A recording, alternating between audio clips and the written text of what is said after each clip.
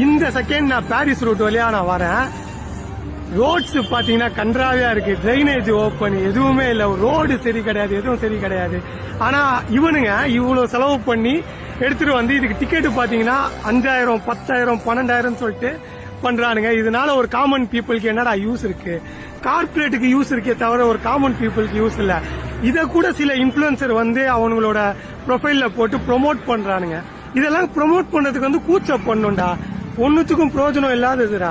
ஒரு பிளட் வந்தது, ஒரு இன்ஃப்ராஸ்ட்ரக்சர் இருக்காடா, அதுக்காச்சும் வந்து கட்டி வச்சிருக்கீங்களாடா? ஒண்ணுமே கிடையாது. இப்போ வந்து எல்லாமே பிசினஸ் தான் நம்ம ஊர்ல. சரியா? எவன்கிட்ட வந்து எப்படி சம்பாதிக்கலாம்? ஏன்னா இப்போ நார்மல் ஒரு கவுன்சிலர் வீட்டுல கூட 100 இன்ச்ல வந்து டிவி இருக்கு. நம்ம அதை பத்தி பேசி யூஸ் கிடையாது. இந்த மாதிரி சில்லற விஷயத்தெல்லாம் நம்ம ப்ரொமோட் பண்றதுக்கு பதிலா ஒரு நல்ல விஷயத்த வந்து ப்ரொமோட் பண்ணா நல்லா இருக்கும்னு நினைக்கிறேன். என் மனசுல தோணுனது சொன்னேன். ஒன்னுத்துக்கும் உதவாத இந்த F1 கார் ரேசிங் பார்க்கும்போது இந்த சலை கூட சிரிக்கும். ஓகேவா? ஓகே.